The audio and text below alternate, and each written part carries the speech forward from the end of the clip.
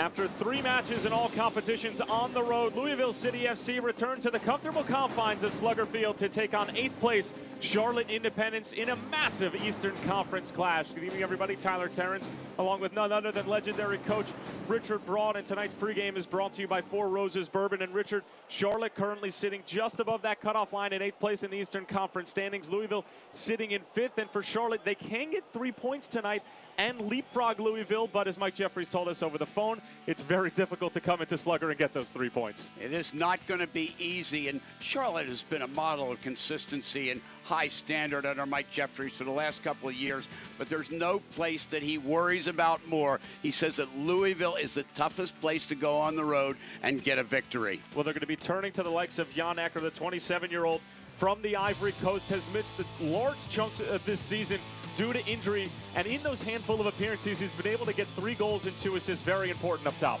Boy, it's good to have him back from injury because they've had Jorge Herrera, the 37-year-old, getting goals up front. Cordell Cato has had an outstanding season, but Ecker's the guy that really completes it with his skill and creativity up top. 17 goals between Herrera and Cato. Jan Ecker looking to add to that triumphant up top. And for Louisville City FC, the last 2 games, they've seen 3 red cards. It's just a matter of discipline for this Louisville side, which is, of course, without a head coach. Luke Spencer, George Davis IV, and Paulo DiPiccolo trying to figure things out.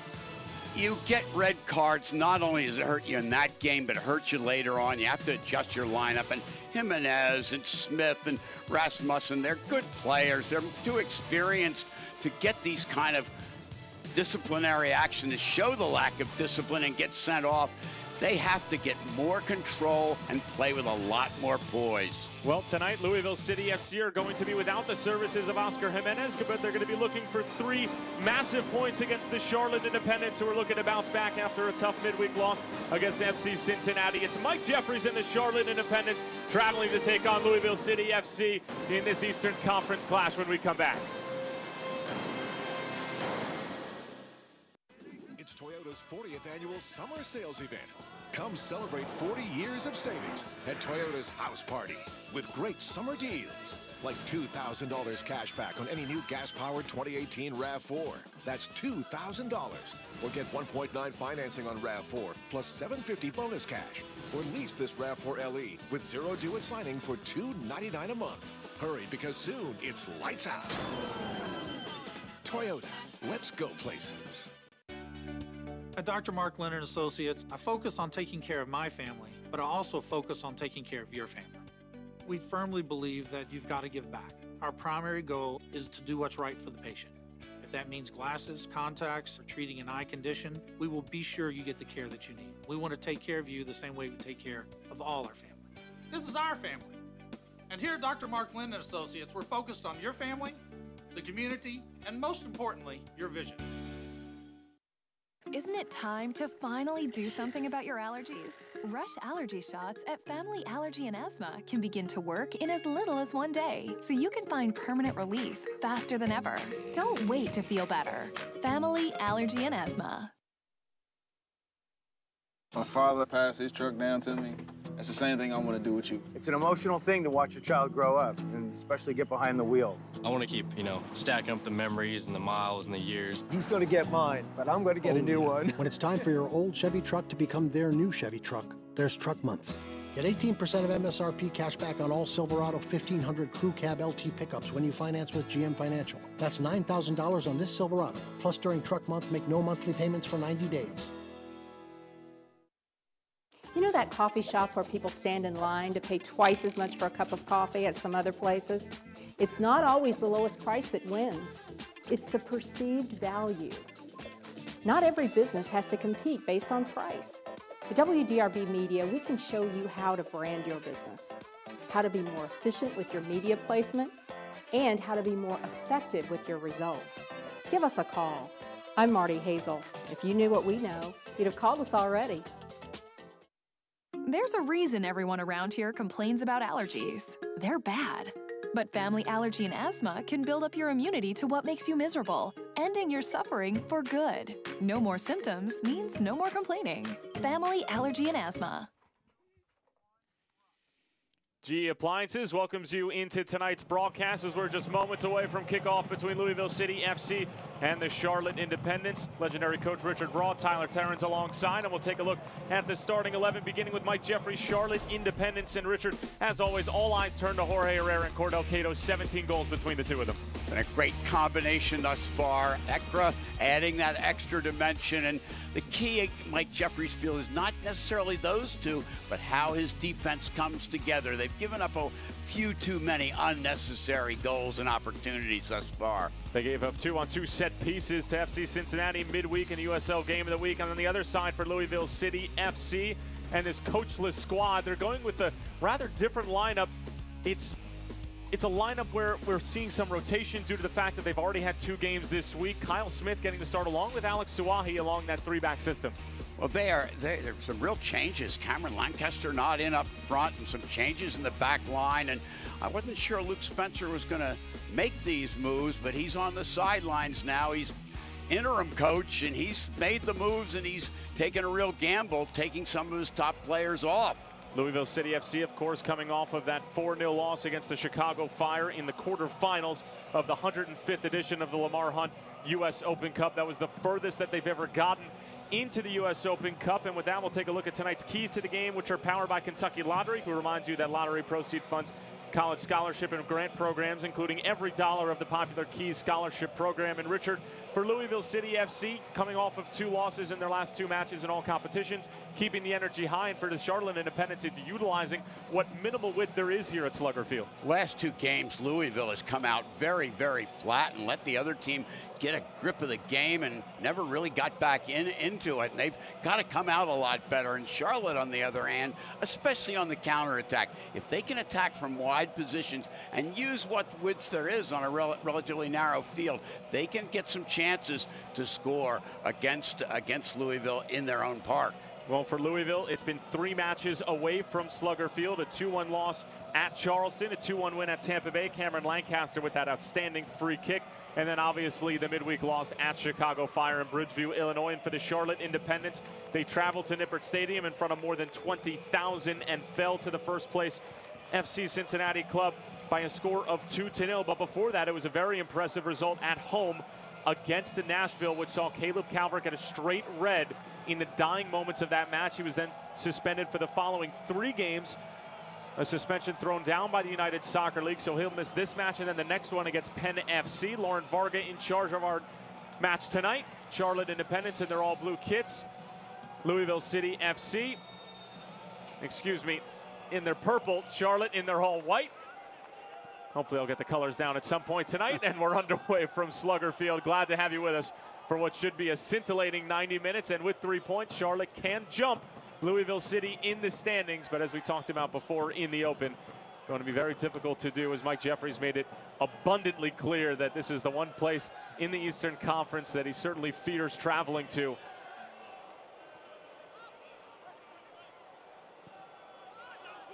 And this portion of tonight's game is brought to you by Toyota. Let's go places. Cordell Cato getting an early touch, helped along by Kai Foster, let through as Jan Ekra was trying to spring the Swiss native free. And right off the bat, we can see Louisville trying to utilize the width here at Slugger. George Davis IV going back. We talked about this change in lineup, Richard. Well, even with that change in lineup, I see that Cato is starting on the right rather than the left. Here's Omby on the move. Brian Omby slides it across. Free header. Broken up by Kalungi.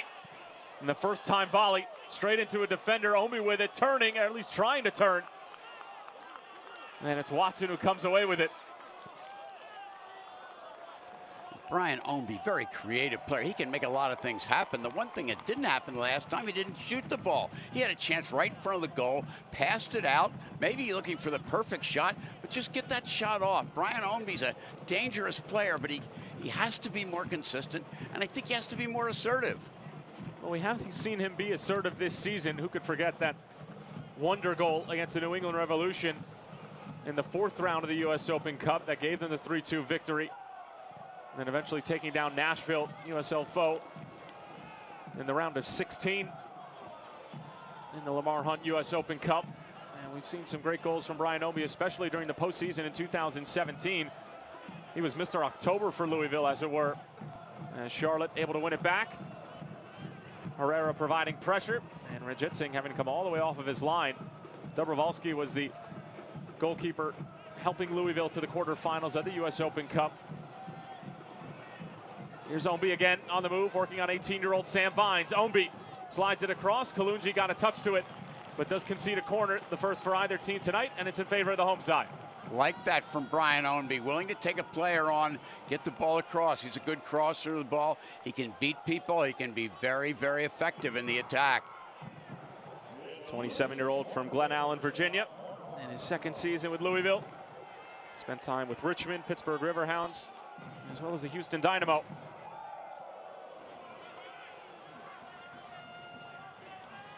Francis on top of the corner. It'll be an in-swinger. Just into the 4th minute. Francis lofted towards the back post. And it's going to be a foul coming out the other way. I believe it was on Niall McCabe, who was trying to bring it down in the area off of a corner as Lauren Varga gets his first involvement of tonight's match. Brandon Miller getting the start between the sticks for Mike Jeffries tonight.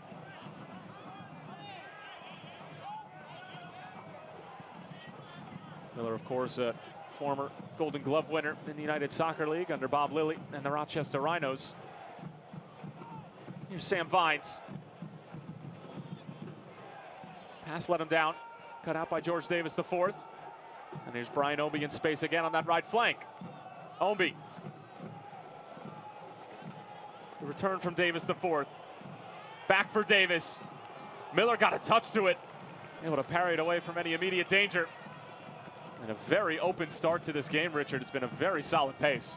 Oh, it is a fast pace. I'm not sure they'll maintain it, but fairly warm night. But again, I like what I'm seeing from Brian Ownby. He's in the game. Instead of just crossing, he took the ball down to the byline, brought it back, showing some diversity. When he's on, he's as good as any attacking wide player in the league.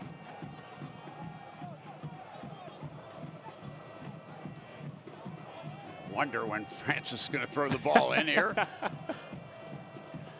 Here's Kai Fosser off the cushion header from Jorge Herrera.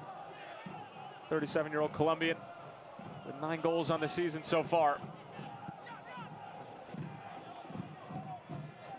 Ekra giving chase. Uncle Craig able to turn nicely. Johnson wins the header. Here is Fosser. Just getting over to Sam Vines as they've reached the infield here at Slugger Field. That artificial turf over on the left flank. Here on the Charlotte side of things, as Kalungi will have to go negative to Miller. Tyler, you mentioned the infield is now artificial turf. The rest of the field is grass, and it creates a problem. There's a different texture, a different roll of the ball on these, and it takes a visiting team a little bit of a while to get used to that. One of the many things that makes Slugger Field such a difficult place to come and play. Also, through the great atmosphere the Coopers and the other support groups here at Slugger provide. And just the overall aura that Louisville gives off. 2017 champions. Looking to get back to winning ways, at least in the USL. After a legendary run in the US Open Cup, a historic run, deepest that the Purples have ever gotten.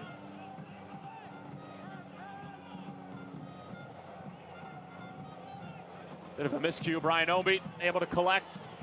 Illich asking for it at the back post. Ombi taking it himself. Brian Ombi with a great move, but skies the shot. Brian Ombi really putting his stamp on this match only 6 minutes in.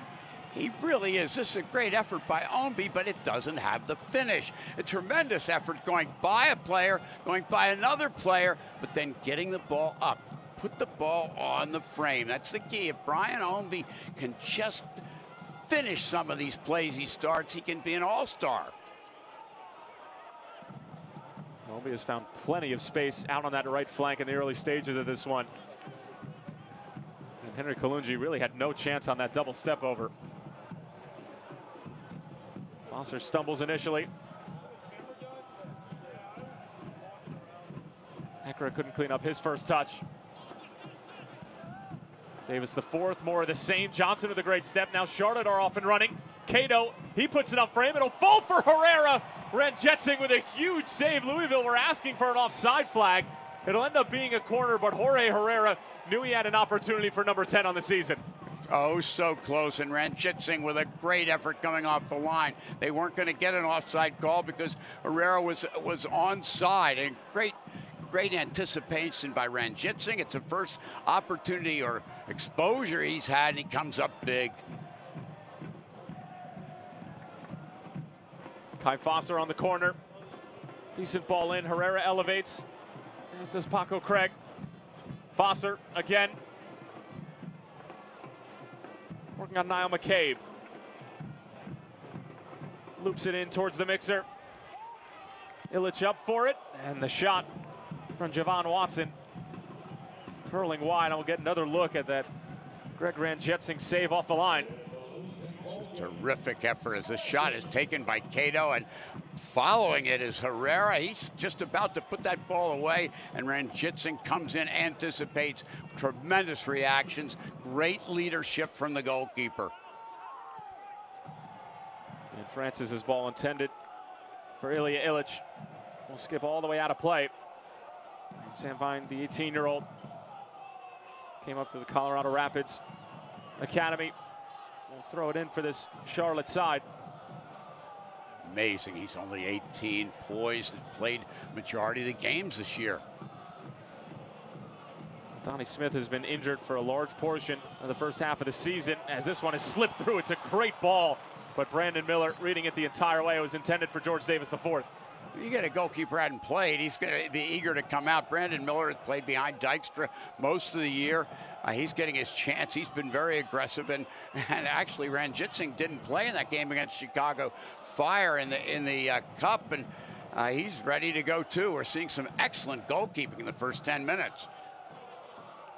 Well, Miller and Ranjitsingh are probably the two freshest players on both of these sides. I mean, they've played 3 games in the past week, including tonight.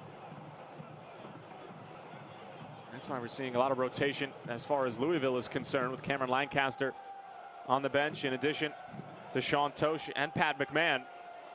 And then Oscar Jimenez serving his suspension for his red card against the Charleston Battery. And it's the first time that Jimenez and Tosh have not started and played in a match this season. Coming into it, they were 17 for 17. You have to wonder about a little bit how much Luke Spencer wants to make some changes, because the last 2 games have not been good performances by Louisville. Arman gives it away. McCabe on the move. Decent idea coming across, but Henry Kalungi read it the entire way. Started to wonder, are you only allowed a certain number of shots? McCabe with a chance to get a shot, just like Ownby had a shot about 5 minutes ago from the same position, didn't take it. If you don't shoot, you reduce your chances of scoring by 100%.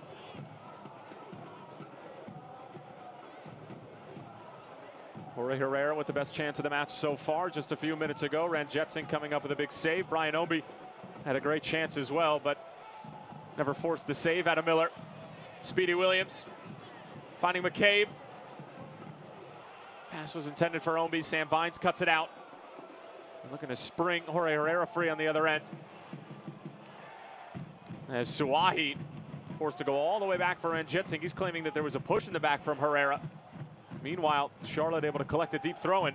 But you can't give that chance. That ball should have simply been back to the goalkeeper. Too much pace on it, and the goalkeeper has to play the ball out just to make sure he's safe.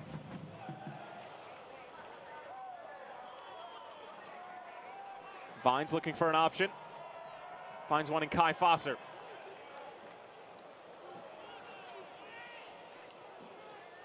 Foster dinking it in behind.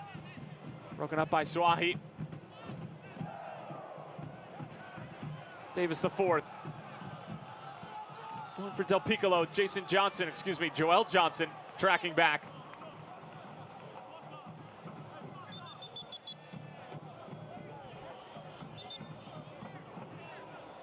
Jason Johnson playing about 3,000 miles away from the Charlotte Independence over in Phoenix.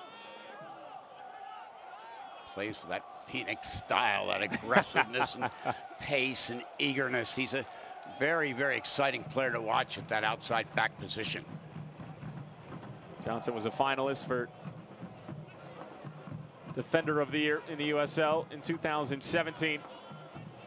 Hasn't had similar success in terms of the amount of assists, as the rain is starting to come down here at Slugger Field, and fans starting to find cover. Cordell Cato, some good skill in the middle of the park, eluding two different Louisville defenders. Still with it at his feet. It's the return from Herrera, claims he was taken down. Lauren Varga not interested, and Louisville are on their way. McCabe trying to clip it through. Kalungi gets there. It's a tough center back pairing in Kalungi and Javon Watson in the middle of the park for Charlotte. They're tough to beat down the center, and with a narrow field, it might work a little bit against the home team. Cato's down behind the play. We'll take another look as to whether or not Lauren Varga might have missed one. Cato using that quickness to burst through, and I don't know. I think that was a pretty clean tackle on that particular time by George Davis. Veteran makes the play. Just, it's going to happen. You're going to get some nicks and pains, and good lesson to be wearing those shin guards. Looks like he might have been caught right beneath the shin Just guard beneath, as the yeah. trainer from Charlotte heading out onto the field and offering some assistance for Cordell Cato, who has 8 goals on the season. Him and Jorge Herrera, one of the top scoring pairs, not only in the Eastern Conference, but in the USL. Get two players right there side by side. They have really played well together. They've gotten a lot of goals, and they've made Charlotte a very dangerous attacking team. More than 20 caps for the Trinidad and Tobago national team. Cordell Cato.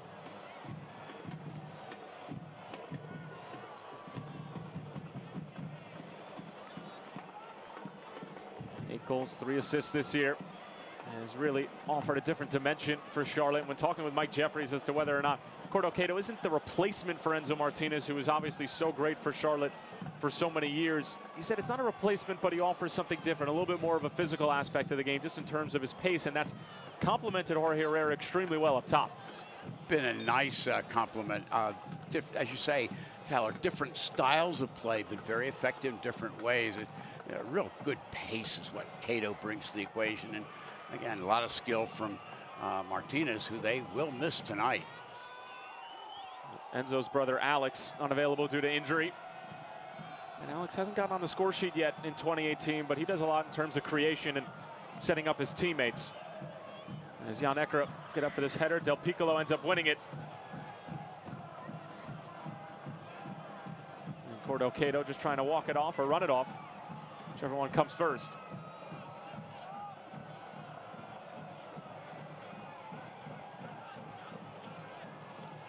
It's Javon Watson.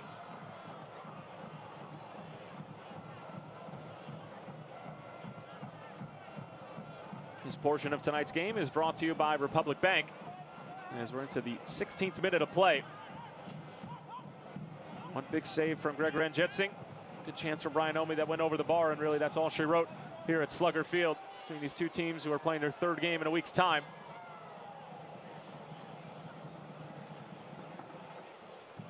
Armin loses it in the park again. Now here's Davis the 4th. Good tracking back from Jan Ekra. Watson thought that he had Brandon Miller coming off of his line in support.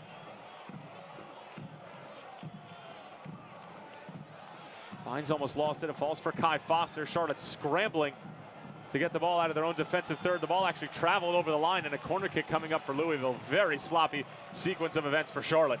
I couldn't agree more. I didn't like what I was seeing there. Mike Jeffries has talked about his team giving away too many easy chances and subsequently some goals, and that's how you do it when you overplay the ball in the back, especially on a smaller, more narrow field. You don't have the time and space to build the ball leisurely. I think they need to get the ball forward a lot more quickly. They started out doing that. Now they're holding the ball in the back and getting into trouble. You see right now they've given away a corner. Sean Francis on top of the corner. Another in-swinger from the predominantly left-footed player. Francis, good ball in. Suwahi was trying to flick it along. Still with Suwahi in towards the back post. The header, not nearly enough on it, and Miller claims it. And again, that's a chance that never should have occurred. Get the ball forward, then let's see if we can play. You don't get a lot of points for passes in your own defensive third. Look at this again, a header, even though they don't get a lot of power on goal. Let's reduce the number of chances, because the more chances they have, the more likelihood they're going to, one of those, they're going to put away.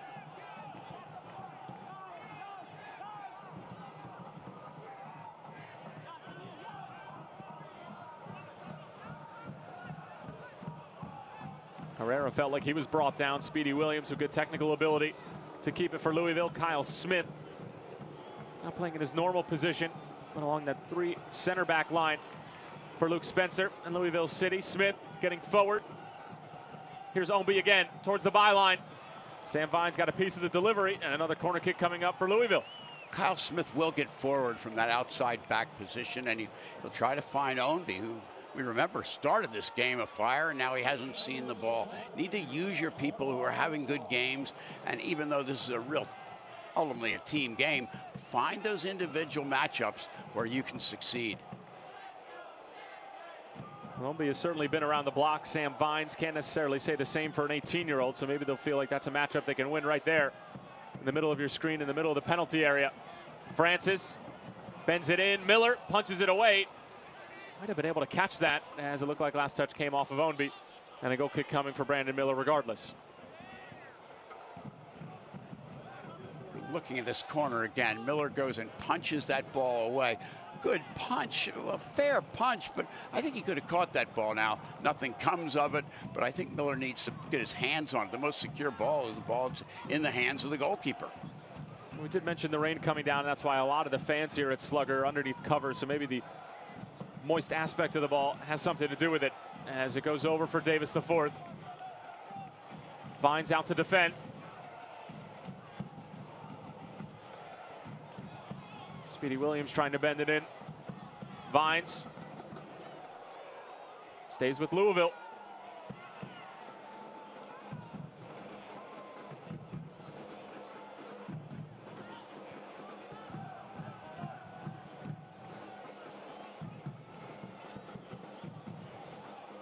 Ownby stripped away momentarily, but it did travel out of play. About 20 minutes in, Richard, would you say that this is probably what we could have expected from two sides who are playing their third game in a week? Yeah, games never, neither team's really developed a rhythm, developed control, and found anything to do. Although, once again, we saw early on Ownby getting some chances to move the ball down the right side. That's been the most effective weapon, him getting the ball, as you saw him do there, most effective weapon for Louisville thus far, getting the ball to Ownby wide, letting him create.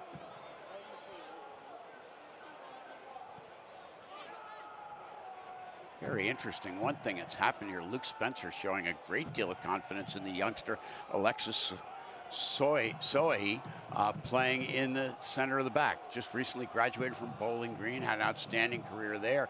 Didn't play a lot in the last couple games. They're giving him a chance to start, see if they can stabilize the defense. He's making his 8th start and 9th appearance of the season is Suahi. As Del Piccolo collects in the middle of the park. Illich had it poked away, and Brandon Miller able to collect. Joel Johnson right in front of the Charlotte Independence bench. Mike Jeffries looking on, standing up at the end of the bench for Charlotte. Illich, after the Charlotte turnover, dinks it across. McCabe, 1-0 to Louisville. Mistake in the back from Charlotte. Niall McCabe makes no mistake about it. And Louisville are off and running. This goal presented by Kentucky Lottery, fueling imagination, funding education. Kentucky Lottery, and Niall McCabe breaks the deadlock in the 21st minute. This is a great finish by Niall McCabe, but it all starts when the ball is given up in the back, and Illich with a great feed, splitting the two central defenders. Tremendous poise by McCabe, who will finish those chances off. Again, excellent ball in by Illich. Excellent finish by McCabe, but it all started, as we've talked about, up to this point, with Charlotte overplaying the ball in its back end. Attacking third repossessions or defensive third turnovers result in goals an awful high percentage of the time. The Irishman with his 2nd goal of the season. Credit Ilya Illich with his 4th assist, and he's now tied for the team lead with Oscar Jimenez. And it was a devastating counter from Louisville, but Richard, as you mentioned, it was just a mistake at the back from Charlotte, an unnecessary turnover. And talking to Mike Jeffries, that was the big focal point, trying to limit these mistakes. And again, it comes back to bite them. It really did hurt them. And again, when you win that ball in your own attacking third, again, attacking third repossession, you don't have to make a lot of plays to get the ball up there. And in that particular situation, Louisville didn't. Illich got the ball and made a great pass to McCabe, and the second pass was past the goalkeeper into the goal. 2 passes. If you get at the other end of the field, you got to work a lot harder. So that pressure they put on was good, but yeah, put some responsibility on Charlotte. They've just been too loose with the ball in the back. This is Charlotte's side over the past few weeks, which has seen some games go by the wayside. Think back to the Tampa Bay game where they were up 2-0 in the second half after a lackluster first 45 minutes. They squandered that 2-0 lead, giving up goals in the 67th minute to Tama Kondawiri and then a 90th minute strike from Damo Duro, which found its way into the Sports Center top 10. And then also the game at Indy 11 at Lucas Oil Stadium. Herrera got things started, and then they give up 2 goals in about 3 minutes time against Indy 11 and also lose that game. So the poor finishes to the game have really been the story for Charlotte, but this is a poor start as it gets over for Ownby. Brian Ownby lays it off. The shot takes a deflection off Kalungi. Could have gone any which way. Ends up going over the byline. And a corner kick coming up for Louisville, who are starting to flex their muscles here in the 24th minute. Well, they're getting some confidence going forward now, and I love the way that Illich plays. He'll get the ball back, and he'll look for people. He's not looking to score so much himself, but he's trying to find players. Ownby that time laying the ball off. I think maybe at times Louisville has too many passers on the field. But it's interesting. They've made a change up top. Illich is ostensibly the center forward, but he's now dropping back and being a playmaker underneath the front two. You mentioned maybe having too many passers. They are without the services of Cameron Lancaster, who's on the bench tonight, and then obviously Luke Spencer, who's a prolific goal scorer himself, slowly but surely starting to rehab and get back into it. And we asked him the question before the Chicago Fire game, how that's been to sort of balance his coaching responsibilities and trying to get back out onto the field himself. And he says it has been difficult, but he's really ramped up the rehab, and he's going to 2-a-days, so he's hoping to get back out there within the next 2 to 3 weeks. And Louisville, certainly down the stretch, will hope that Luke Spencer will shift from not just coach, but to player coach. He's going to ramp up the rehab, but these guys don't start taking some of the chances that they're getting in front of the goal. He wants somebody to take some shots. Headers won by Francis, but Lauren Varga saw something he didn't like, and it was an elbow. And it'll be a free kick in favor of Charlotte. We're looking to get back into it after the opening goal from McCabe. Last week against Charleston, Louisville had a lot of possession in the middle of the park, but they didn't really penetrate and get the ball forward. They're playing with a lot more pace and a lot more directness in the attacking third, and it's paying off. Well, they give up a free kick here. Kai Foster standing on top of it. More than capable of quality delivery. Foster bends it in. It's a good ball. Loose. Kalungi on the first time. Adran Jitsing diving to his left. Foster, very good server of the ball, takes all the restarts, and this is a very accurate ball in. It's played in, and it looked like Devon Watson was the man going, and then it came out to Kalungi. Unfortunately, those are the 2 center backs. They're better in the air. They're not going to be scoring too many goals on balls that are bouncing on the ground. Saw a good look in front of the goal. The difference between the artificial turf and the grass turf is considerable, and especially in a rainy day when the surface changes and the ball's very slick and likely to go very hard, especially off the artificial surface. Foster finding Armin, able to skip away from the initial challenge, and you see the rain is really coming down here at Slugger Field now. And Tyler Terrens along with legendary collegiate coach Richard Broad. Glad to have you with us on this rainy day in Kentucky. Kai Foster encouraging Armin forward. Will he be able to get there? The answer is no. Niall McCabe with the lone goal in this one so far off a beautiful dink pass from Ilya Illich. And that's the story as far as the scoring is concerned. And as far as the standings are concerned, it's Louisville City right now currently sitting in 5th place as continues to come down here in heavy fashion. There was an initial batch of fans who found cover, but the Brave Souls stayed, but now it's increased even more so over the past couple of minutes, and even those initial brave souls are starting to find cover. Now it's left a small contingency who are going to brave the elements. We'll find out who's really brave. If you just tuned in, you say, why isn't anybody at the game? But you take a look here, the rain is really coming down, and not too many people are staying outside for this, trying to find a better view of the action, a little bit drier spots. Here's Jan Ekra. Now wide for Arment. First time delivery, not a bad one. And McCabe just has to help it along, and a corner kick coming up for Charlotte. I'd say a very good one by Arment, who's been a little bit quiet thus far, the former University of Maryland, University of Monmouth player. He's very quick, very creative. They need him for a big game with Alex Martinez down with an injury.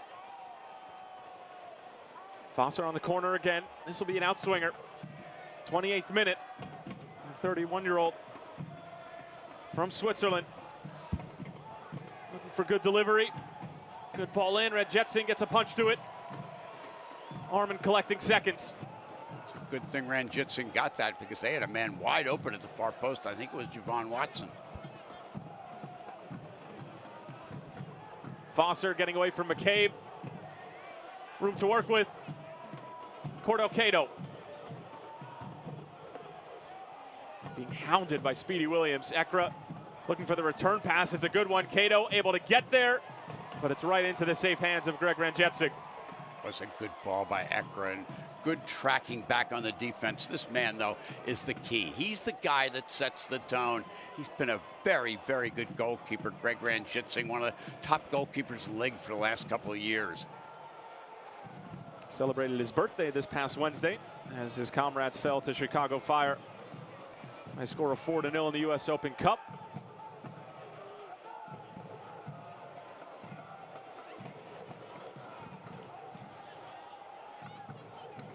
Entry pass into McCabe. The shot blocked in front. Fell for Illich again, but eventually squirts out to Arment. He just thumps it the opposite direction. Nobody making that run for Charlotte, but more so just clearing it out of any immediate danger.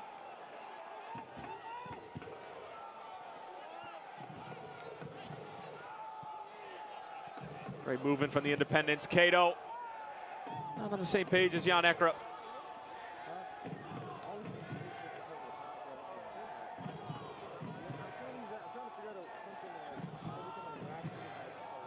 Subtle thing, but Greg Ranjitsik just settling his team down by taking a little bit more time than he has to. Then he can play the ball forward. His experience has been invaluable for this team in the goal. Cato unable to win. That was a rather sloppy first touch. Del Piccolo finding Illich on the move again. Along for Brian Ownby. He's been loving this right flank. Ownby, stutter step, working on Vines. Shouts for a handball, but not given by Lauren Varga.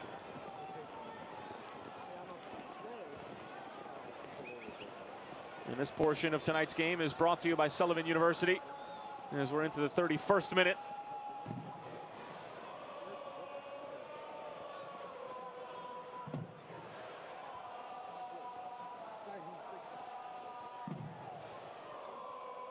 We do have a stoppage here as Cordell Cato again getting checked on. Remember, he got clipped in the ankle about 10 minutes ago. They probably want to just make sure he's okay, and that would be a loss if he had to come off.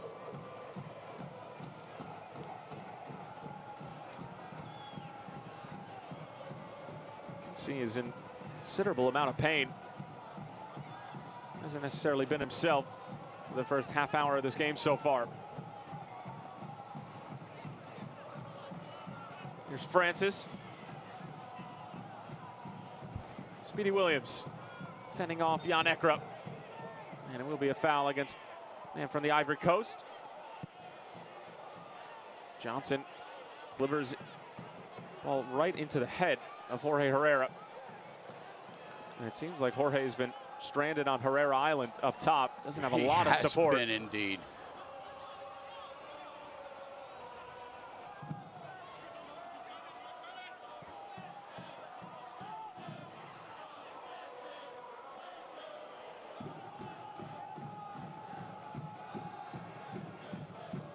Points. Louisville City could get on level terms with the Charleston Battery, depending on some results around the Eastern Conference in the United Soccer League, as Sam Vines able to win it back and keep it. He really has grown every single game that he's played with Charlotte so far, as Cordo Cato trying to make his way back out onto the field. You hope they don't have to sub him off because he's too important for this attack. And as you said, Tyler, Sam Vines just gets more and more impressive by the minute, it seems. Not just the game, he's just got tremendous poise for a young player, only 18. The delivery across the field held up. He's back for Brandon Miller.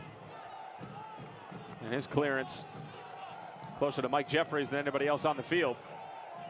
Mike could do some things with that ball in his day. Herman Award winner at Duke, great left foot, smart player. He was the whole package. I must imagine there are times he wished he could go out there and play. Especially he was a defender his last couple of years, a left back and a sweeper back in that system in the 80s. And he didn't get past Mike Jeffries very often. And it's got to frustrate him a little bit, his inconsistency in the defense. Won the Mac Herman Award in 1983. And as part of a national championship game against Indiana University when he was attending Duke, that went to 8 overtimes. They didn't necessarily know how to handle it in the NCAA back then. And Mike Jeffries was telling us that it started out as 5-minute golden goal overtimes, then it went to 10 minutes, then back to 5 minutes, then it was 15 minutes, and they were just making it up as they went along. And he says it still bothers him to this day, and he said he's never been more exhausted than after that 1982 national championship game. But he was able to have a good laugh about it years later. That was quite a game against Indiana. John Rennie coaching Duke and against Jerry Yeagley. And talk about two legends of the game, two of the finest coaches, and two of the finest gentlemen that have ever been involved in the sport, collegiate or any other level. Louisville able to win it back. Let me pose the question to you, Coach. Would you rather it be just you keep going with overtimes, or would you rather go to a penalty shootout? I would rather play it out. Play it out? The penalty shootout, I mean, it's like, that's like deciding a basketball game on mid-court shots after the score is tied.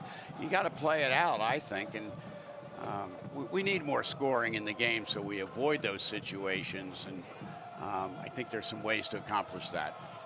Louisville off another turnover. The shot not too far off and flies into the stands here at Slugger Field. You've got to like the way that when they get opportunities tonight, Louisville has gone to attack. Ownby winning that ball, and here comes McCabe, and this time he takes that chance. And even Luke Spencer would have been proud to have taken that one as well. McCabe getting his confidence up from the goal he scored. Go to goal, especially on a field like this. It's soaking wet, and you're going to get more opportunities. That ball's going to skid and bounce differently at one end and at the other where you've got more artificial turf. Davis IV gets it caught underneath his feet. Cato with a couple of fakes. Herrera trying to keep it, but again dispossessed. Louisville have done an excellent job of making sure that the veteran from Columbia has not had time and space on the ball to be able to link up and connect with the likes of Jan Ecker as Paco Craig spins away from Herrera, finding Ownby. Now it's Ownby on the move. Brian Ownby with the left foot. It's McCabe who actually blocks it in front. The offside flag is up. Looked like a good effort from Ownby. You'd like to see. I mean, McCabe has scored a goal and maybe saved one on that. He was offsides, and the shot struck by Ownby hit him on the way in. Cato wisely knocks it off of Davis IV.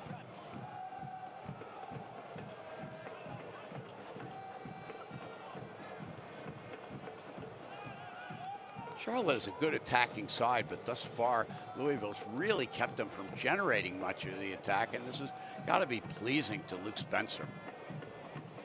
Jake Arman giving chase. Able to actually win it, but travels over the line anyway.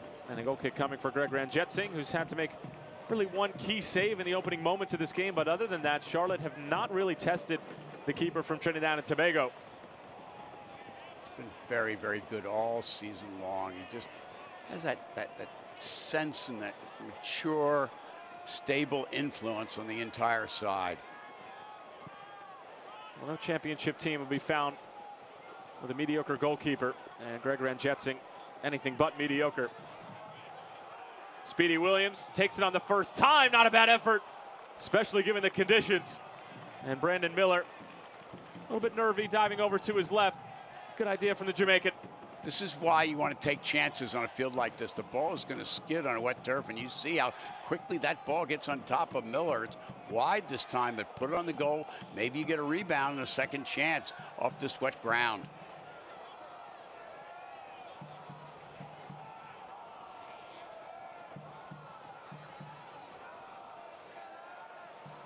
Armin on the turn, just loses his footing as it's becoming more and more difficult to play here at Slugger. Field taking on a lot of water.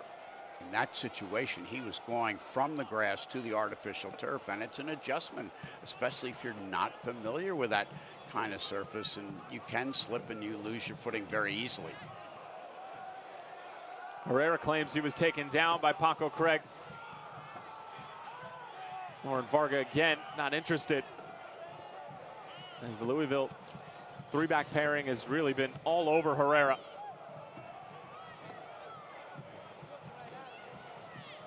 Kalunji.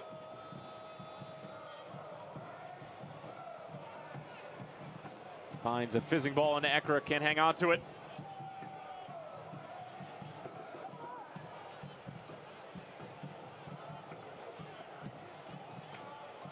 Omby.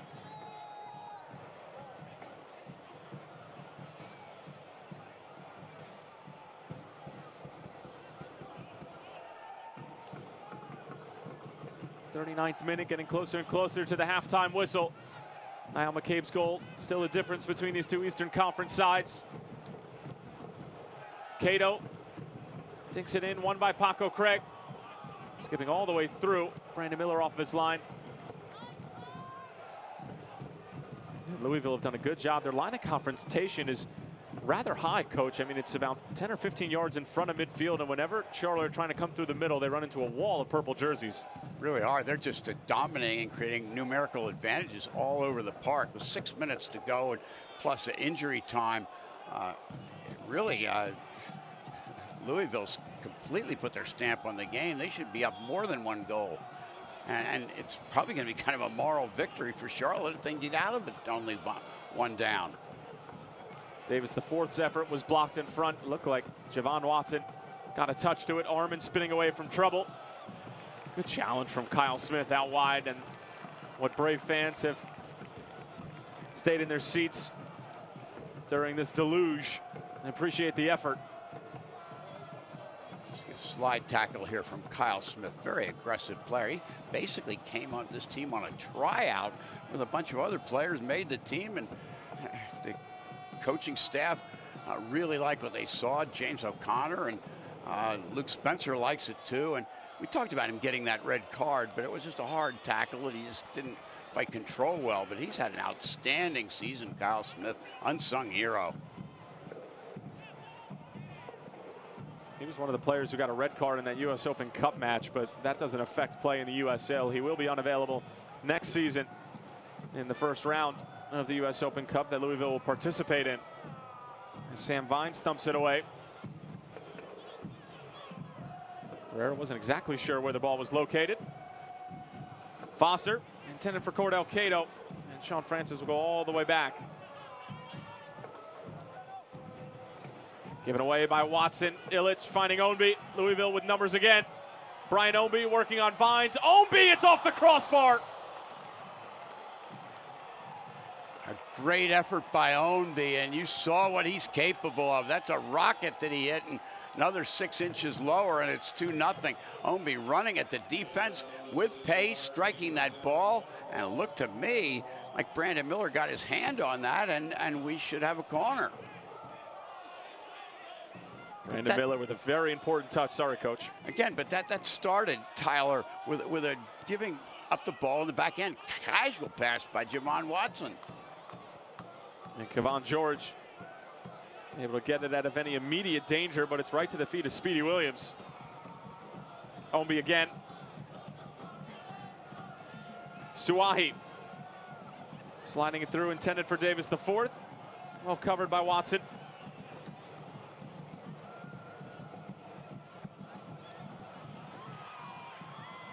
Davis, the fourth, taken down. It's a nasty challenge. There were probably 2 fouls in that play.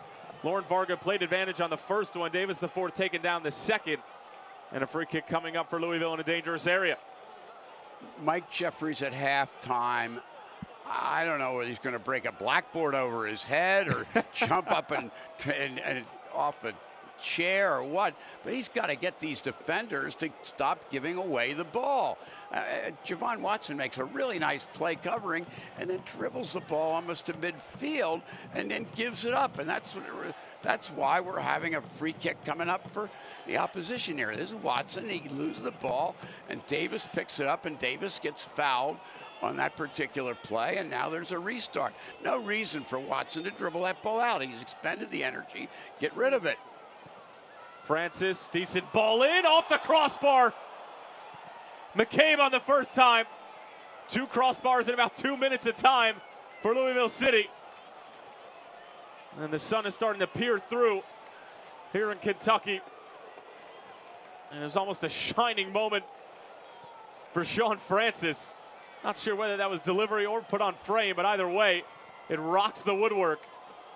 Louisville looking for that second goal before the break, which would be an ultimate backbreaker for Charlotte. Now here's Ekra skipping away from Del Piccolo. Should be a yellow card as he was stopping the counterattack. Lauren Varga looks like cards are going to stay in the pocket. Just a stern talking to. That's much better by Javon Watson. Won the ball, next touch puts it forward. His teammate goes with the ball, they create a foul, and now it's your own team. It's Charlotte, Javon, taking the free kick rather than Louisville kicking it at you. Which do you prefer? Watson's a great player, but he's been way too casual in the first half, and he's cost his team.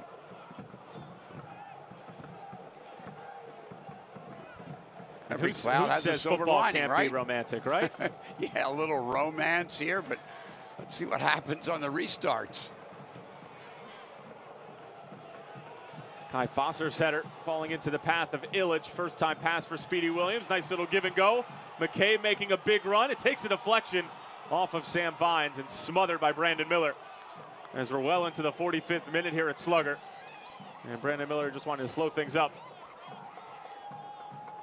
Great ball by Williams, didn't take any time. It's these one-touch passes that are sometimes the most effective. They don't give the defense time to settle.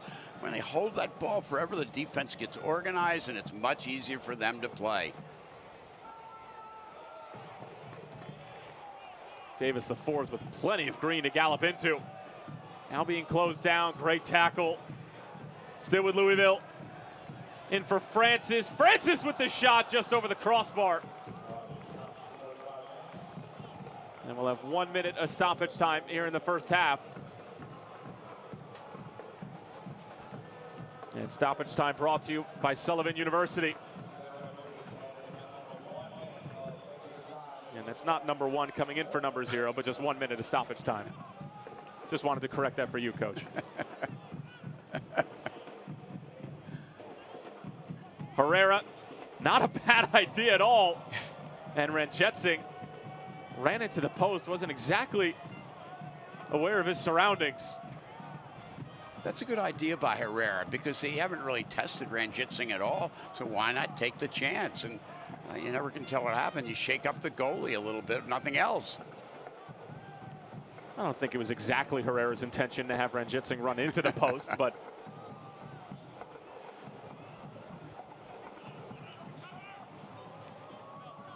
Watson wins the header. Great football from Louisville. Omby. This Louisville team can really play with an enormous amount of confidence at times, and the byproduct is just a beautiful brand of football as Lauren Varga brings it close to the first half. 45 minutes in the books, and Louisville City FC have their lead thanks to a goal from Niall McCabe. Coach, your thoughts on the first half?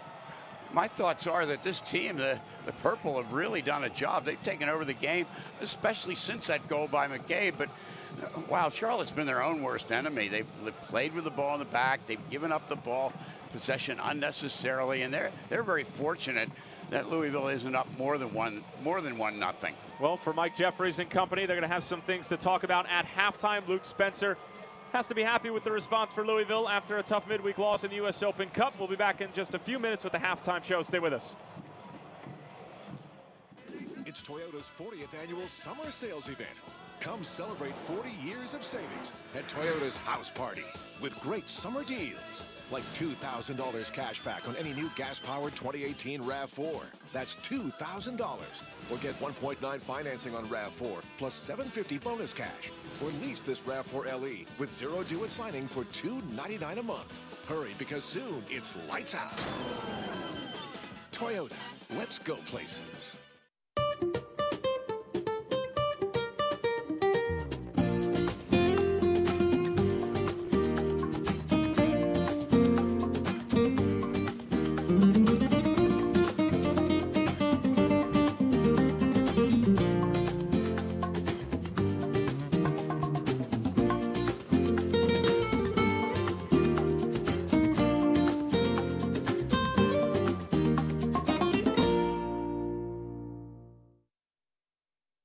Complaining about your allergies won't make them go away, but calling Family Allergy and Asthma can. We offer the most effective treatments available to help you find relief. No more symptoms means no more complaining. Family Allergy and Asthma. What does it mean to believe in something? To truly support and get behind it? To be committed and invested in making sure it succeeds and grows? At First Financial Bank, we go beyond banking, providing resources for dreams that matter and giving back to projects that make a difference. As our family grows, our commitment to serve the community grows with it. First Financial Bank, because together, we're better. Oh yeah, almost there. Just one more pull and tug. I love your parts. Grade A Allstate is the best. You can pull it, or we can pull it for you. Come to Grade A Allstate Auto Parts, where you can get the right part at the right price, guaranteed. Don't forget, we buy autos and all your scrap metal recyclables. Register to win a car at one of our 3 state-of-the-art U-Pick and recycling facilities, conveniently located in Louisville, Shepherdsville, and Baghdad. Isn't it time to finally do something about your allergies? Rush allergy shots at Family Allergy and Asthma can begin to work in as little as 1 day, so you can find permanent relief faster than ever. Don't wait to feel better. Family Allergy and Asthma. Halftime here at Slugger Field, and welcome into tonight's halftime report presented by your Kentucky Drive Chevy dealers. Find new roads. Niall McCabe with the lone score in this one in the 21st minute. And they have a 1-0 lead over the Charlotte Independents. But right now we're going to take a look at some of the best goals and saves of the week from the United Soccer League in Week 18. Hope you enjoy. With a couple of step-up. Will be in. Thompson with the left foot, drives it, goal! Scott Thompson puts the first tally on the board on a free kick. Really, probably their finest game of the year, I think, certainly to this point. Koffa! Oh, he put it in! Juan Pablo Koffa! Everywhere within his range.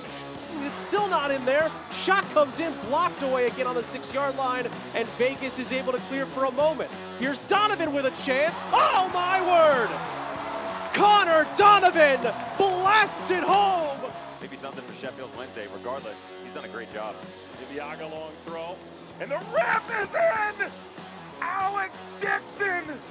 Another highlight reel goal on ESPN. And then they can just start, adjusting their runs, instead of all running flat and together. Here's Gordon Wild takes the strike, it's in! The Atlanta United low lead, Gordon Wild sends a rocket home.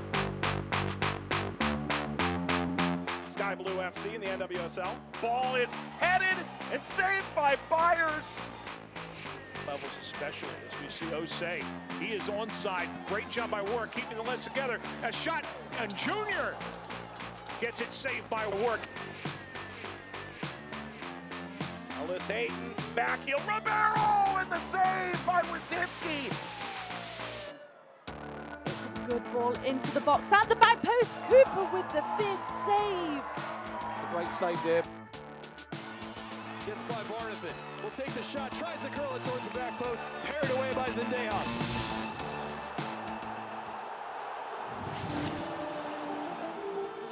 SportsCenter's top plays. Number 10, Fred. That's Matias Silva. Rocket outside the box for a goal. It's the real Monarchs, Swope Park Rangers. And number 9 for the United Soccer League, Tampa Bay Rowdies, the Charlotte Independents, 90th minute. Dominic Oduro, absolute firecracker from outside the box. Phoenix Rising FC, OKC Energy FC, Solomon Asante. That is a goal. That's a finish. This is soccer. Fresno and Seattle. That's Jamal Johnson. San Antonio, Reno 1868, 27th minute, Reno's Jerry Avik. Jerry Van Avik. Steve have action on the Las Vegas Lights and the Swope Park Rangers. It's legal. Juan Kazane, free kick, bangs it. A little soccer for St. Louis FC, Phoenix Rising FC. They're going at it. Chris Cortez, the blast, bang. Sacramento Republic and Fresno FC. This is deep. Frank Tayu over the goalkeeper. United Soccer League, Indy 11, Nashville SC. And Absolute Caraca. United Soccer League, FC Cincinnati, Richmond Kickers. I like that name. Fresno FC, Swope Park Rangers, 32nd minute. Great passing, and then Jamal Johnson back in the onion bag.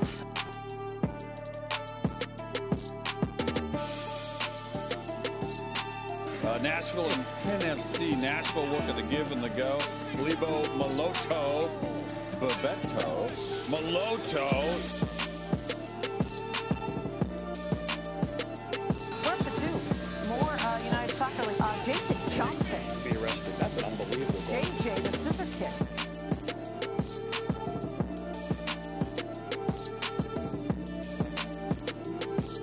Tony Sod, holy shnikey, what a firecracker. Look at that thing, that little screwball action. And you take it. Of course, the keeper always. For the Fightin' Phils. Number 1, United Soccer League. That's Cincinnati's goalie, Spencer Ritchie, to Kenny Walker, who flips it in from almost 50 yards. That is silly and saucy. It's been some unbelievable goals, saves, and a lot more in the USL, and we're just a little bit more than halfway through the 2018 season. We're halfway through this one here at Slugger Field, as some of the braver fans here in Kentucky braving the elements. Louisville City FC with a 1-0 lead over the Charlotte Independents, thanks to a goal from Niall McCabe in the 21st minute. And now for some scores from around the league with our Commonwealth Credit Union Roundup. And Coach, we'll take a look at what's going on around the United Soccer League as far as the Eastern Conference is concerned. North Carolina FC with a 3-1 lead over Toronto FC2 in the second half. Ottawa and Nashville all locked up at 0-0. Nashville's such a strong defensive team. And then speaking of defense, Bob Lilly and the Pittsburgh Riverhounds, what else is new? Goose eggs all across the scoreboard. Richmond Kickers hosting Atlanta United 2 with a 1-0 lead. FC Cincinnati continue their winning ways. They're up 2-1 against New York Rebels 2. Tampa Bay Rowdies up 2-1. And Coach, you know Bob Lilly pretty well. Certainly do. He was a defender at George Mason for us for a few years, and he's carried it right over. He is just a fine coach and just totally absorbed in the game, and a great guy. I'm very fortunate to have a chance to coach Bob Lilly, and I think he overcame the effects of his college coaching, had quite a career himself. I would like to think that he learned a lot from you, and that's why his teams basically don't give up goals every time they step out on the field. But that's going to do it for the Commonwealth Credit Union Roundup scores from around the league. Louisville fans will be keeping an eye on some of the teams like FC Cincinnati, who are sitting above them in the table, as Louisville trying to climb the standings and get back to a playoff position where they're hosting a postseason game come October. But that's going to do it for this portion of the halftime show. When we come back, stats, highlights from the first half, and of course, second half kickoff. Don't go anywhere. Annual summer sales event. Come celebrate 40 years of savings at Toyota's House Party with great summer deals, like $2,000 cash back on any new gas-powered 2018 RAV4. That's $2,000. Or get 1.9 financing on RAV4 plus $750 bonus cash. Or lease this RAV4 LE with zero due at signing for $299 a month. Hurry, because soon it's lights out. Toyota, let's go places. You know, I was excited to partner up with Baptist to do a training facility in Louisville. We hired the right people to get the job done. You can come here and hop into a group training, or if you want one-on-one training, we can focus on that. It's kids that want to develop and get some confidence to adults who are looking to join a class. It caters to whatever you want to accomplish. Live, enjoy life, and just be healthy. My father passed his truck down to me. That's the same thing I want to do with you. It's an emotional thing to watch a child grow up, and especially get behind the wheel. I want to keep, stacking up the memories and the miles and the years. He's going to get mine, but I'm going to get a new one. When it's time for your old Chevy truck to become their new Chevy truck, there's Truck Month. Get 18% of MSRP cash back on all Silverado 1500 Crew Cab LT pickups when you finance with GM Financial. That's $9,000 on this Silverado. Plus, during Truck Month, make no monthly payments for 90 days. What does it mean to believe in something? To truly support and get behind it? To be committed and invested in making sure it succeeds and grows?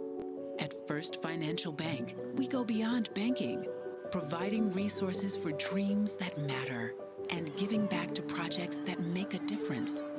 As our family grows, our commitment to serve the community grows with it. First Financial Bank, because together, we're better. A lot of so-called advertising experts like to recommend the newest ways to market their clients' products and services. They love being on the cutting edge of technology. You know what I think? I think that if broadcast television were invented today, with all its unique attributes and incredible power, they'd drop everything else and do only broadcast television. How else can you reach nearly the entire population of Kentuckiana every single week? I'm Marty Hazel. If you knew what we know, you'd have called us already. Almost ready for the second half here at Slugger Field in Louisville, Kentucky, and the fans are enjoying some opportunities to win something. And look at that. Great technique, great skill. Coach, sign him up. Well, we need some scoring here, and maybe they want to take a little look at Louisville City might want to take a look at number 18. Well, we'll take a look at some of the highlights from the first 45 minutes. Legendary college coach Richard Brawl alongside Tyler Terrence. And we talked about this game and how important it was for both teams as far as the Eastern Conference standings were concerned. And really in the first 10, 15 minutes, Richard, and most of the first half, it was Louisville who looked like a team that needed 3 points. Well, they've played with the urgency and they've pushed the attack forward, and that's been the key. They've taken the game to Charlotte thus far. And Charlotte did have a couple opportunities. This is a great one, but what a save by Greg Ranjitsingh in the goal. His biggest challenge, he makes the play. And too many corners, too many opportunities that keeping the ball in the area. Brandon Miller has to come out and make a save for Charlotte, and they're just too casual with the ball. They give up the ball too easily in their own defensive end, and this is a perfect example. They give it up this time, and what a ball played in by Elijah Illick. Knocks it into McCabe. McCabe finishes, and Charlotte pays for its inability to keep possession and not give it up. Good finish by McCabe, but it all started with giving up the ball in the end. There were some chances toward the end, but once again, Ranjitsingh is up to the occasion. He keeps his team, completely denies the opposition any chances, even right here. Real good angle. Ranjitsingh cuts it down. He's been the man, as he has been all season for Louisville. And this is this man, Brian Ownby, who's gotten better and better with confidence, getting that ball off the bar. There's another one off the bar on the restart by Sean Francis. Definitely Louisville takes the game to Charlotte. They should be up more than just 1-0, in my opinion. McCabe's goal coming in the 21st minute. It's his second of the season. Credit Illich with his 4th assist of the season, now tying with Oscar Jimenez for the team lead in that department. And as we take a look at the stats from the first half, Richard, 53% possession for Charlotte, but not a ton to show for it as far as shots and shots on target. This really points out what we're talking about. Charlotte has had a little more possession. In my opinion, some unnecessary possession. Keeping the ball unnecessarily, taking unnecessary risks. They gave up the ball several times, one of which results in a goal. And Louisville, though, has been the team that's shooting. They're getting the ball, they're going forward, and they're taking the aggressive posture, and as a result, they're ahead. Well, we took a look at some game trends. Now let's take a look at some teams who are trending either in the right or the wrong direction. On the left side, some teams that are playing extremely well, and who else Your man Bob Lilly's Pittsburgh Riverhounds atop that list, 5-0-1 in their last 6 games. FC Cincinnati just continue to be dominant and dominating the Eastern Conference, and they're very much looking like a side that could potentially win the Shield and be the #1 seed in the Eastern Conference. And then the other side, Louisville City and Charlotte, both trending in the wrong direction. I mean, Richard, we're well into the dog days of July at this point. We're getting to the point in the season where the standings are really starting to take shape and teams are starting to come into fruition as to who's going to host a playoff game and who won't. And if Louisville City and Charlotte want to play within Sportsplex and Matthews or Slugger, they're going to have to turn it around sooner rather than later. You don't want to say must win, even though since we're not into August, but this is a critical game, and Charlotte has come in here and they've not done what they need to do, which is take the game and go at Louisville. Louisville's had their way with it, and as I said before, very, very fortunate for Charlotte. They're only down 1 goal. This is a critical game, and Charlotte's got 45 minutes to figure that out. Louisville City with a few games in hands as far as the standings are concerned, and here's VisionWorks what to look for as we head into the second half of play.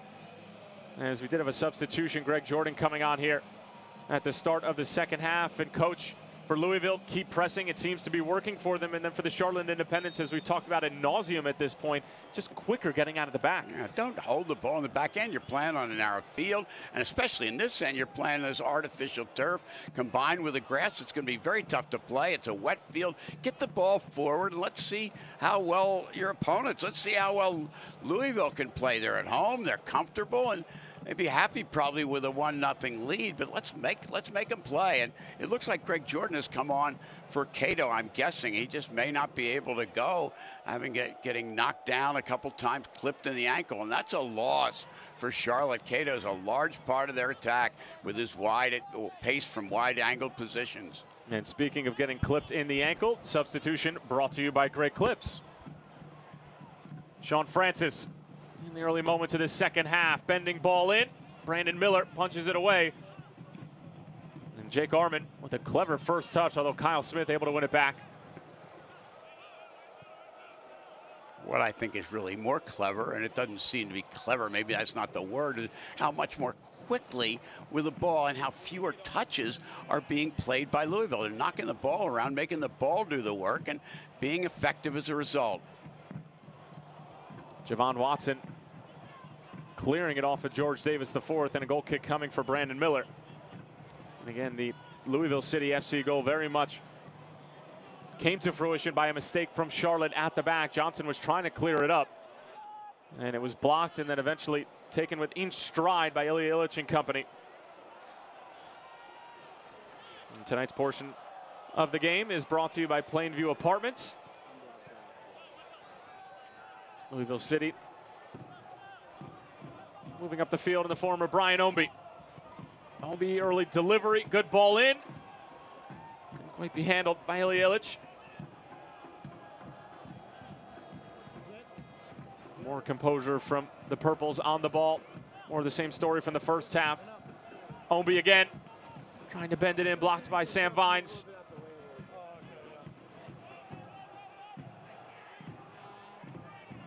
Speedy Williams pass cut out by Greg Jordan. 27-year-old from Naperville, Illinois. In his first season with Charlotte. Played for the Creighton Blue Jays from 2008 to 2011. And came on for Cordell Cato at the half. Herrera back for Jake Arman. Into the path of Joel Johnson. Yet to see him really getting involved on the offensive side of the ball.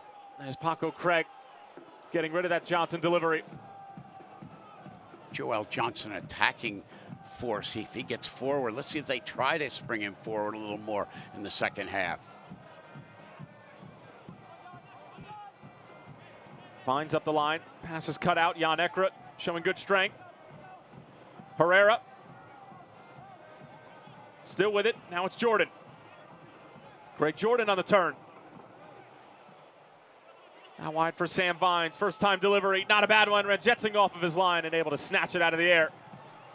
Great angle. Maybe should have brought that in a little bit lower. It hung in the air just long enough for Ranjitsingh to come out and handle the ball. Again, very, very stabilizing influence for this defense.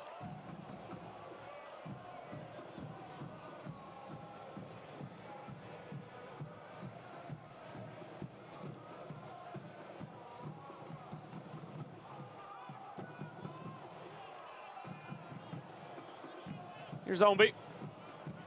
Good touch for Speedy Williams, able to wiggle his way out of trouble. The pressure from Jake Arman. Youngster from Long Branch, New Jersey. And as Coach mentioned at the top of the broadcast, spent his first 2 years with the Terrapins at the University of Maryland. And then moved to South Jersey and spent his final 2 years of collegiate soccer with Monmouth. Shot blocked in front. Henry Kalungi was there. Passing has been really sharp at the start of the second half for Louisville. They just knocking the ball around with crispness and confidence. Francis in for Illich, along for McCabe. Oh, it was almost the Illich-McCabe connection once again, but Brandon Miller playing that sweeper-keeper role. It was like deja vu all over again with that quick ball, but it was without a Charlotte turnover beforehand at least. But Illich he's a very different kind of center forward. He drops back deep and looks to find players. Very different from Lancaster, who's had a very good season, but we haven't seen him today. Johnson back for Kai Fosser. Well, if the second half goes anything like the first for Louisville, might behoove the Purples to give Lancaster a full night's rest, because they have looked sharp up top. I mean, you've mentioned a couple of times that there haven't been as many shots on target because Lancaster is more of that, you know, straight to goal type of striker, but Illich a bit more refined in his passing abilities, as is Niall McCabe, but it's worked for them thus far. Different kind of player. Illich, he drops back in, looks to serve for his teammates. He's been very effective, and he's created the one goal and has created some other chances. Omby working on Sam Vines again. 18-year-old standing strong. Omby wins it back. Smith switching the point of attack as ball hangs up in the air a considerable amount of time, enough for Joel Johnson to get there, but it's back out for Sean Francis. And Francis's delivery straight into the Coopers. I was wondering if that might hit the second deck. He really got a hold of that. Bit too much. The fans delighted to come down and enjoy the wet seats and the rest of the ambiance. Well, it looks like there was an adult beverage or two that was spilt as well. I don't know why they were so excited about that. Greg Jordan. Arman able to get there with some space to play as well. His delivery off the backside of Kyle Smith. Kyle Smith just gets it done any way he can, and he works so hard. That's why he gets into such great positions. Here's Kevon George. Arman again, much more involved in the first 5 or 6 minutes of this second half than he was throughout the entire first 45 minutes. Greg Jordan has settled in nicely after coming on for Cordell Cato at the half. Vines. Fosser. Switzerland native along for Joel Johnson. Terrific first touch, or was it? Just traveled over the line, but much better from Charlotte. And Fosser is such a good passer. If they find his feet, they're going to start to get more chances like this. We anticipated Joel Johnson getting forward down the right side, and we're seeing that. He's got a lot of speed, and he can be dangerous. What a good ball by Fosser. Just that wet surface makes it difficult for Joel Johnson to control it.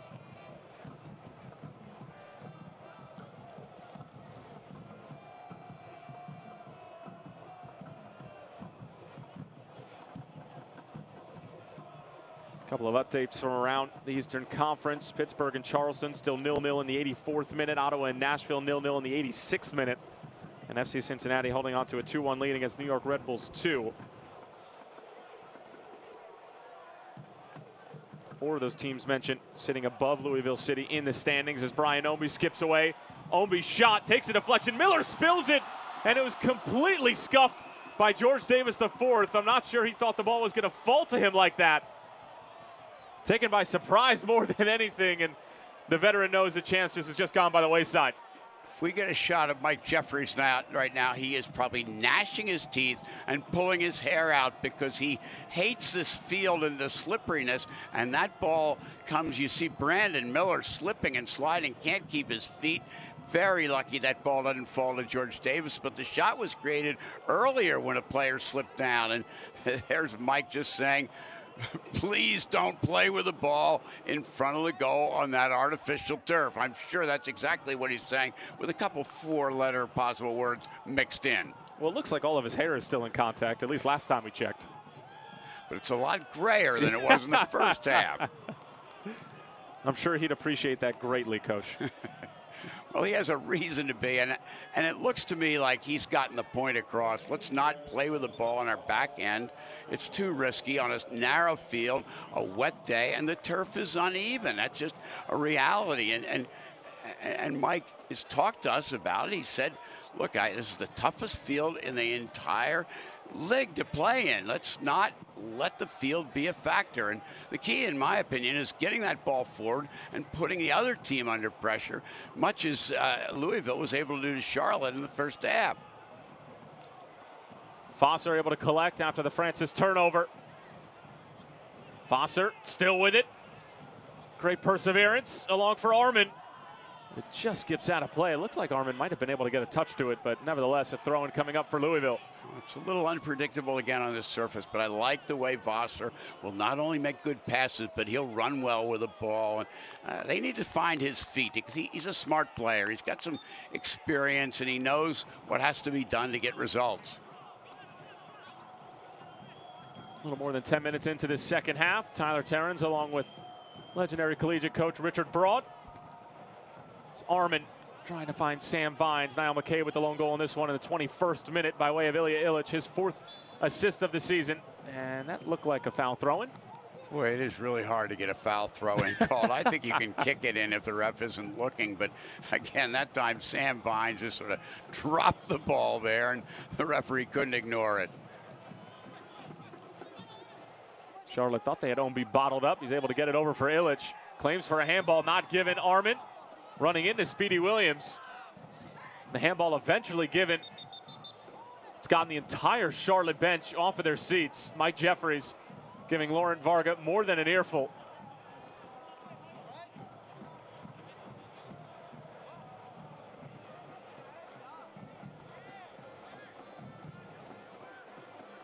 And Mr. Varga claiming that he's in charge of the situation and that it was pretty obvious, and the 4th official consoling Mike Jeffries, but I have a feeling that there's not a whole lot of consoling going on. I think Mike's frustration is more with his team and the way they played in the first half, with the lack of urgency in getting the ball forward. But they've done a better job, to be fair, in these first 10 minutes of the second half. They've started to take the game to Charlotte, Charlotte's taken the game to Louisville, made them play, and when the ball has been played to Vossler's feet, he's a smart enough player that he can direct the ball where it needs to go. Kevon George with the tackle, but concedes a corner in the process. As Francis will trot over to the near side right in front of the Coopers to take this one. 58th minute, Louisville looking for that insurance goal. Kind of interesting. Looks like Francis scooped some grass to put on top of the ball, maybe to distract the defenders. I don't know. Let's see if it worked. Francis, decent ball in. I think it was one by Kevon George. Rather, it was Jan Ecker who got ahead to it. Ownby onside. Clips it in. And another corner kick coming up for Louisville City. Brian Ownby is very good cross of the ball. He's got all the attributes, and he at times looks just brilliant. And today he's had a very good game, major impact on the match. Francis again. Another good ball in towards the back post. Mailer got a touch to it.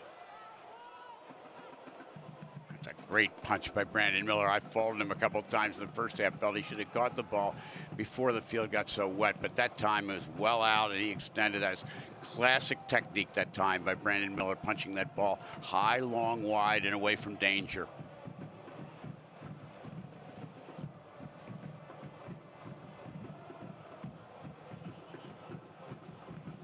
A little more than a half an hour left here at Slugger Field. Blue City trying to get back to winning ways after 2 losses in their past 2 competitions, including the U.S. Open Cup quarterfinal loss to the Chicago Fire on Wednesday night. And then lackluster performance down in Charleston.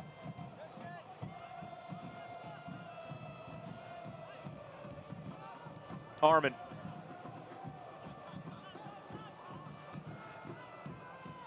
Yvonne George, Kai Foster with a good turn in the middle of the park, finding Joelle Johnson.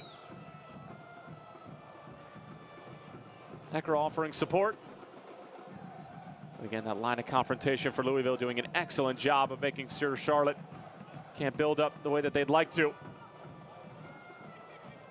And forcing passes such as that require an immense amount of precision.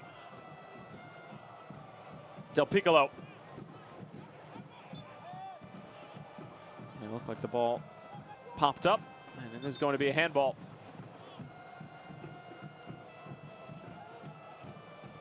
Much more even match in the second half, and give the credit to Mike Jeffries and his Charlotte coaching staff. I'm sure they've insisted on their players getting at the game, not trying to possess the ball forever, but get the ball forward and put some pressure on the opposing defense.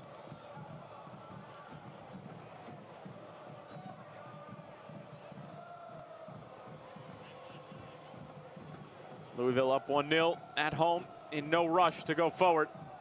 And right on cue, broadcaster's jinx comes into effect.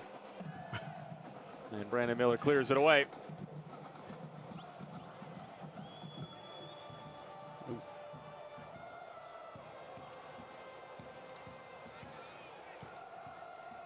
This portion of tonight's game is brought to you by Lunazul Tequila, official tequila of Lou City.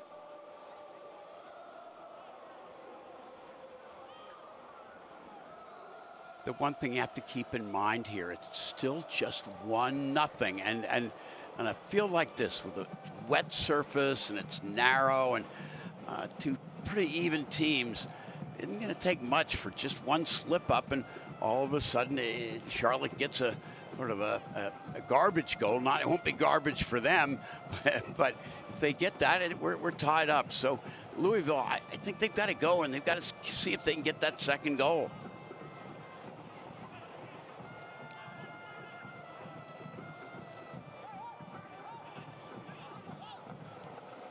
Armin, fortunate with that bounce. Good work from Kevon George. Kai Foster skipping away out of trouble. Looks like Moape is getting ready to come in. Johnson's service skips past Paco Craig. Dangerous bouncing ball, eventually cleared away. That's precisely what I was talking about. That ball bounces a little bit more to one way or another, and team can pounce on that second ball in the box, and all of a sudden we're tied. Jordan, great strength. First pass is cut out by Kyle Smith. And a great challenge afterwards. Through ball for Brian Omby. Vines giving chase. Omby into Charlotte's area. Delivery. Cleared away by Kalungi. A little close to a handball by Kalungi that time. I thought it brushed off his chest. I don't think he should have called a hand, but it was close.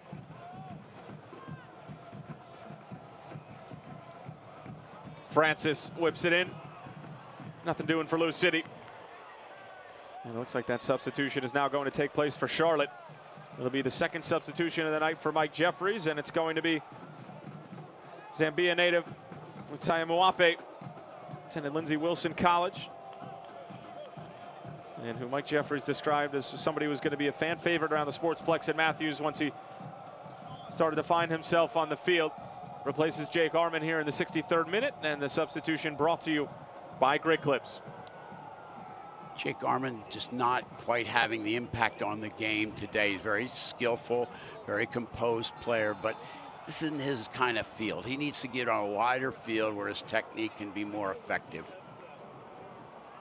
Looked like Niall McCabe took a shot to the face. Lauren Varga making sure that the Irishman is okay.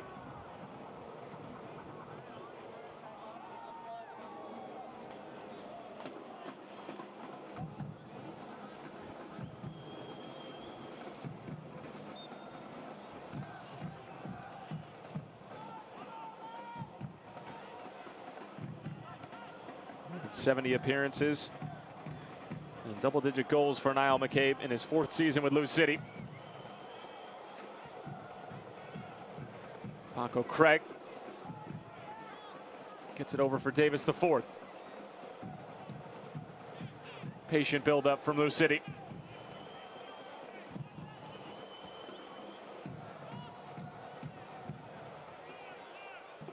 Speedy Williams. Penetrating pass into Davis the fourth. Thought about early service, now over for Ownby. Smith in for Davis the fourth. Maybe a little bit too tight in the penalty area. Kai Foster trying to release Jan Ekra. But again, it's a ton of pressure from Louisville. They commit so many numbers forward, and then when they give up the ball, they just lock in Charlotte and force them to go long, and back and forth we go. Ownby working on Vines again. Brian Ownby gets it on his right foot, squares it back, loose in front. And Joel Johnson takes the safe way out, but that way out will result in the corner.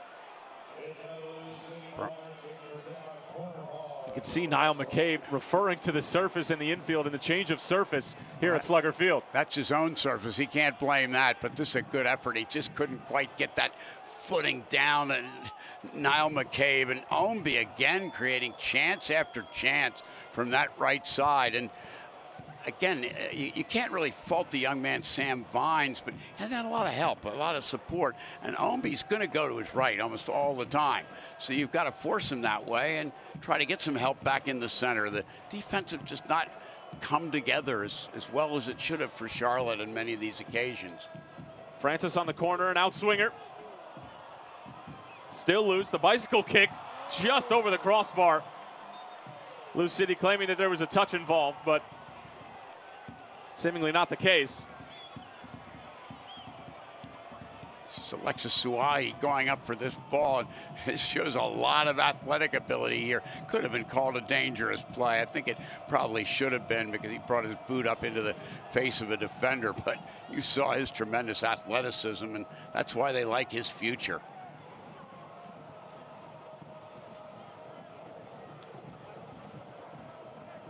And Jetsing's pass cleared and cut out by Greg Jordan. Here's Moape getting his first touch of the night. Long for Joel Johnson. Moape looking for the return. It's a great ball from the Spaniard. Could fall for Foster. But a good challenge from Speedy Williams, who goes down.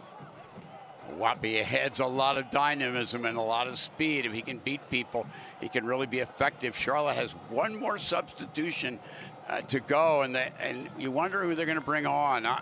I've got to think they're going to bring on Eamon Zayed, the player they signed from Indy in the offseason.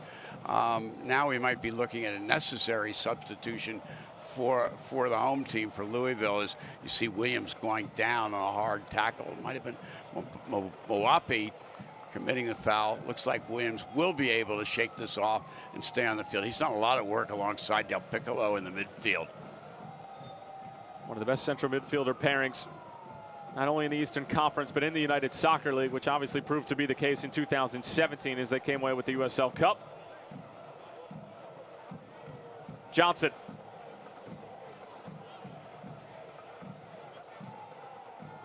Joel Johnson again, trying to get it along for Kevon George. Foster battling 3 different purples and somehow able to keep it for the Independents. And it looks like it is going to be the main man up front, Cameron Lancaster, who was taken off at the hour mark against the Chicago Fire. He'll come on here in the 68th minute. And he will replace Niall McCabe, our lone goal scorer of the evening. And the substitution brought to you by Great Clips. It's going to be great.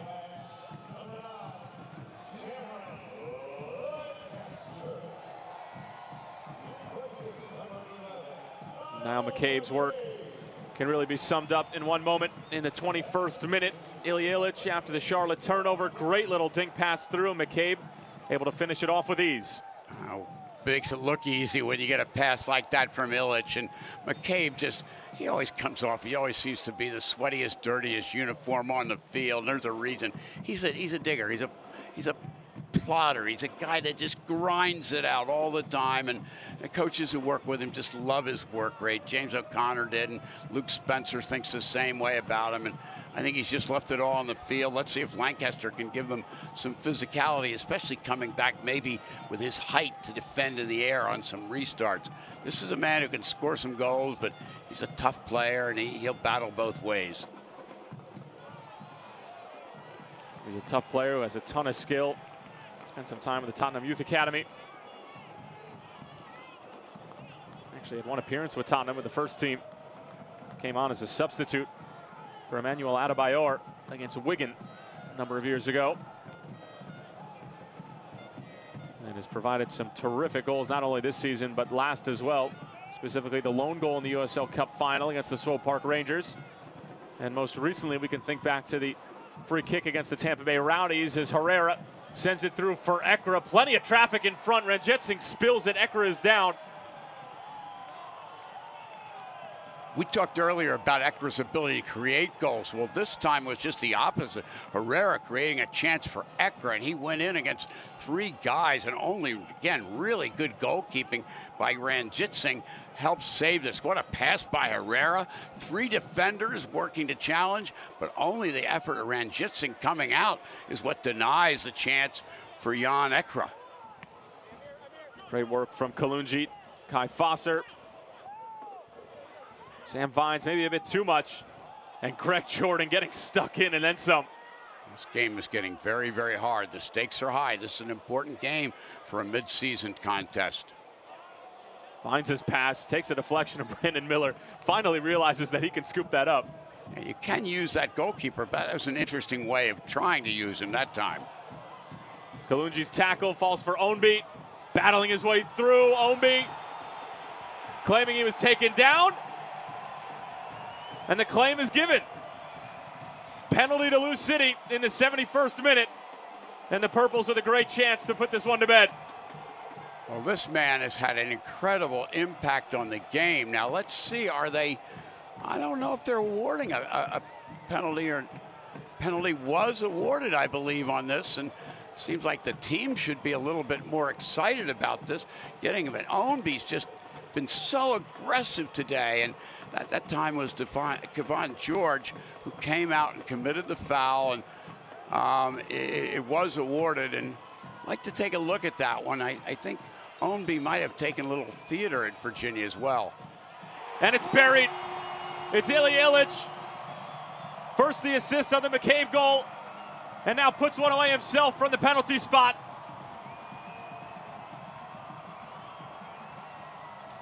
He is so skilled. He just steps up with confidence. You've seen him as a passer today, but he shows the same kind of poise on his passing that he shows on this penalty kick here.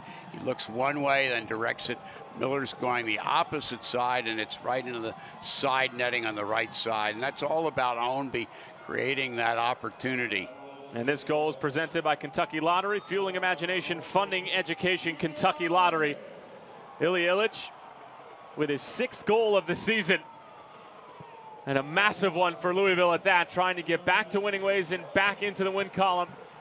And at 3 points that they are so desperately searching for. And with a number of games in hand, those games in hand really don't mean much unless you make good on them. And they're certainly making good of this opportunity, as it looks like Rasmussen is getting ready to come on. That's the advantage of Luke Spencer, maybe spelling some players in that game against Chicago like Lancaster, and Rasmussen spelled more so with the fact that he got a red card more than anything, but able to bring on these fresh legs late in the game, and it's been a war of attrition with Charlotte. And it looks like Louisville will come away winning the war. May lose some battles if they keep playing diagonal passes in their own end, as was done by Speedy Williams that time.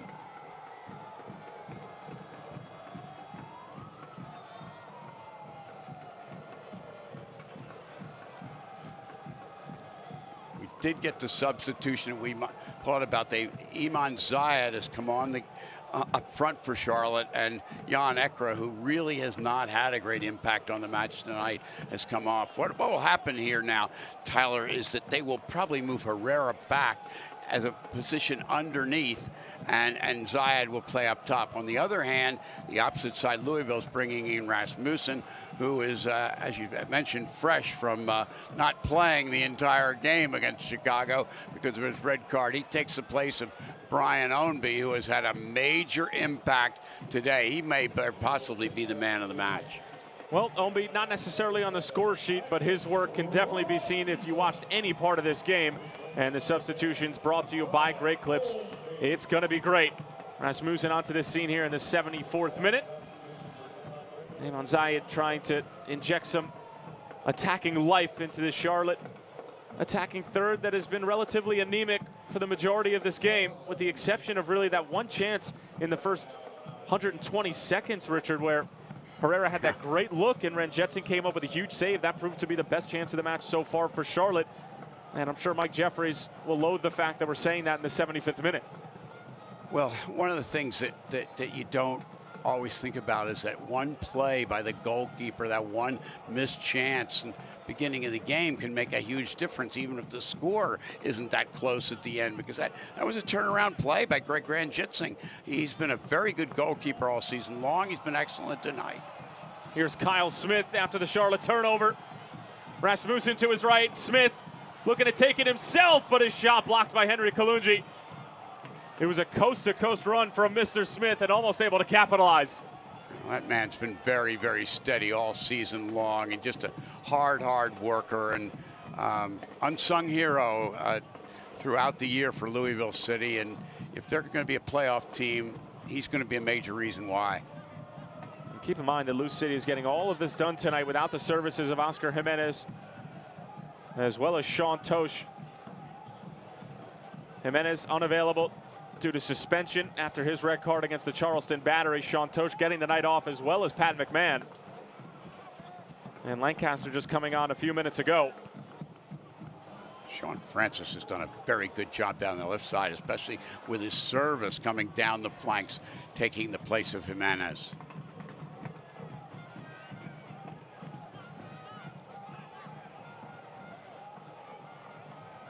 This portion of tonight's game is brought to you by UPS Jobs. Apply today at upsjobs.com.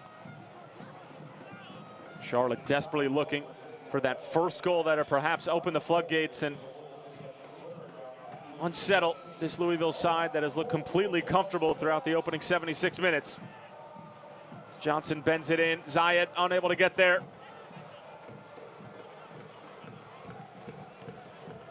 Finds his first touch, not his best. Lancaster comes away with it. Unable to keep it in play, though.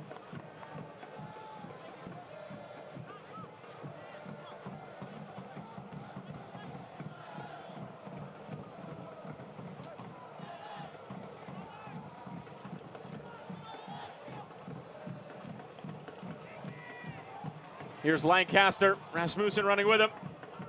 Likes to try to go negative for Speedy Williams, but given away. Moape. Johnson, great delivery into the feet of Kai Fosser. Fosser on the move. Into the feet of Jorge Herrera. Herrera takes a peek, and his pass, which was intended for Moape, cut out by Sean Francis. Now it's over the top for Lancaster. The flag will stay down. Very casual here from the England native. Lancaster could have just dink it around Kalungi, but Kalungi, to his credit, as well as Javon Watson, has played a very good game. There's been a couple of mistakes at the back in terms of taking care of the ball, but 1v1 defending-wise, they've been excellent. They played a very good game 1v1 defending. Where they haven't done so well is getting the ball and getting rid of it. They've tried to be a little bit too fancy for the field and the nature of the opposition they're facing, and that's been a problem more than anything. And you leave that ball around, bad things happen. Penalty kicks unnecessary, fouls, giveaways, these kind of things. And that's the reason why they're down 2 goals. And Charlotte's defended well, but they haven't taken care of the ball coming out of their own end. Corner kick all the way towards the back post, knotted back in. Kevon George clears it away, only as far as Sean Francis, who's directing traffic. There was a gamble, Paco Craig trying to get there. Late challenge, no call from Lauren Varga. And a goal kick coming. Boy, that's a little bit questionable that time. I think that It very easily could have been a foul. Maybe it's because you got a defender, Parker Craig, coming up, and they don't want to give him one. But that was, to me, I thought that was a foul.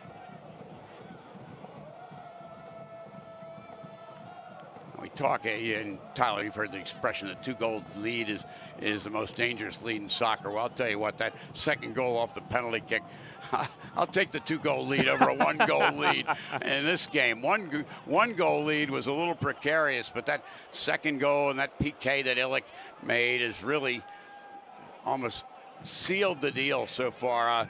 Charlotte looks like a beaten team now. Well, the next 2-goal lead that I see blown in the United Soccer League, you can bet your bottom dollar that I'm shooting you a text. And it may happen tonight, but right now, Charlotte would have to score more than I think they've had shots up to this point. Foul called against Charlotte. Frustration starting to mount. Been a fine performance by Louisville, and they've had 2 games coming off this. They weren't sharp at all against Charleston, and they got blown away by a Chicago Fire team that really was ready for that game. And they've come back, you know, 2 losses within a week, and they come back, they get on their home field, and they've got to feel more comfortable here. They played very, very well and taken over this game from start to this point now.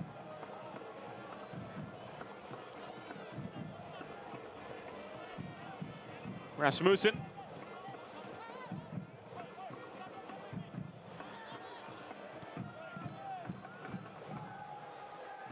Ponko Craig finding Speedy Williams in the middle of the park. Bent in, Lancaster on the first time. That is an excellent goal from Louisville. It's 3 to the home side. Lancaster off the bench onto the score sheet. And the Purples are running away with it here at Slugger. This goal presented by Kentucky Lottery, fueling imagination, funding education, Kentucky Lottery. Outstanding play from Cameron Lancaster, and just a great team goal in general from Lou City. Completely different than the man that started in place of him. Illich is a distributor, playmaker. Lancaster's a finisher, and boy, does he finish this. Gets 1 touchdown, rips the ball to the far post. That's a goal scorer's goal by Cameron Lancaster. Number 10 on this season for Lancaster. He's now 1 behind Thomasina Voltson in the USL Golden Boot race of Orange County. All of a sudden, Luke Spencer has a problem. But it's a better problem than he had going into this game. Now what do? I've got Illich, who hadn't been starting. He can create chances. I got Lancaster, who can finish the chances. And I got a couple other guys that are looking good. Niall McCabe just runs his buns off up front. And I've got a few other guys. And nice problem to have. This is a big result. A very important game for Louisville to get back on track. And on top of all that, in 2 to 3 weeks, he's going to have himself to try to throw into the mix as well. That may be a real problem. You know, he wants to play. Maybe it's time to put on that coaching boots. But you find out when you're on the sidelines, you can get a little bit difficult. It's a lot when it's not going well and you're playing. You can let it loose a little bit on this sideline. It just all piles up and not much to do. Well, Charlotte with a corner here in the 82nd minute, but this result probably already has run away from them. Mwape on top of the corner. They didn't want to hang on to that 2-goal lead because it was so dangerous. I don't think 3-0 is going to be that dangerous. Mwape's corner never got past Rasmussen. Joel Johnson with the left foot. Not nearly enough on it. Wasn't on frame. Goal kick coming for Ranjetsingh. And now for a look back at a key shot presented by Family Allergy and Asthma. If allergies are making you miserable, allergy shots from Family Allergy and Asthma might do the trick. Visit FamilyAllergy.com. And a couple of shots here rocking off the crossbar. First it was Brian Obi, then it was Sean Francis. Not sure if this was delivery or a shot, but either way, both shots denied by the width of the woodwork. You get that ball on frame. A lot of good things can happen, and this has been a complete game tonight, really, for Orlando, for Louisville City. They've just been, it's just been on top of it. In every phase of the game, they've shut down a good attacking team. They put the pressure on, just everything. give that man, Luke Spencer, a lot of credit. He's looking better as a coach today than he had as a player. And I know he's eager to get back on. When he comes back, he will have other options. And again, it's a question of how they're going to do it. But they've gotten a good performance out of the other two coaches, Del Piccolo and Davis on the field. They've been coaches on the field, literally. Well, the timing of the substitutions from Luke Spencer have been nothing short of punctual. I would say Rasmussen's given him some good work coming off the bench, but obviously putting in Cameron Lancaster when you did to put away that third goal. Punctuality was definitely in order there. 85th minute. Louisville City on their way to 3 points as Rasmussen maybe on his way to goal number 4 for Lou City. Gets the return pass, his shot well off the mark. He claims he was clipped from behind. What I like the most about this game is the discipline they've showed. We talked about this right at the start of the match, that the last couple games, they get those red cards and players get sent off, and it just disorients the team, not only that game, but the next one, and really has an effect on the chemistry. And they played with real discipline and poise. It's a lot easier to do so when you're up 2-0 or up 3-0 than it is when you're down by that score. That's for sure. But give Louisville a lot of credit for bouncing back from some adversity and putting on what may be their best performance of the year. A couple of updates from around the USLs. There's a foul called on Mwape, the Charleston Battery. We talked about that 0-0 draw with the Pittsburgh Riverhounds late in that one, but a late goal from the Battery as Speedy Williams enters the area. Tula Guerra in the 88th minute, able to come away with 3 points at Highmark Stadium against Bob Lilly and company. That is extremely difficult to do. So a massive win for Mike Anhauser's club. And Tula Guerra tied with Thomasina Voltson now at the top of the USL Golden Boot race. You mentioned Cameron Lancaster, one behind those two. So Charleston with the big 3 points. They're now sitting on 35. Pittsburgh on 34, so they'll flip-flop in the standings at 2 and 3. But that means Lou City can move closer to Bob Lilly's team. With 3 points tonight, they'll be sitting on 32 and leapfrog New York Red Bulls 2, who are still trailing FC Cincinnati by a score of 2-1 late in that match. As this goes all the way across, George Davis the 4th now, and it's George Davis the 4th who gives Lou City the 4th. It's all but over now. The veteran puts it away for the Purples. And the goal is presented by Kentucky Lottery, fueling imagination, funding education. Kentucky Lottery. When it rains, it pours, and it has really been raining on Charlotte's defense. This is nice work by Louisville, and a very accurate shot by George Davis, the 4th, for the 4th goal. Not much Brandon Miller could do about that one, and this game is in the books, and what we want to make sure we do, both teams, no extracurriculars, get off the field, no more cards, no more injuries, and this has to be encouraging for Louisville, and the players are going to start to say, hey, we don't have to give up the ghost at all. We're still very much in it, and Mike Jeffries, he's been here before with his teams, and he'll know how to get this club back on, and it's just one game, he's going to say, but they've got to start to pick it up. 3rd of the season for Davis the 4th.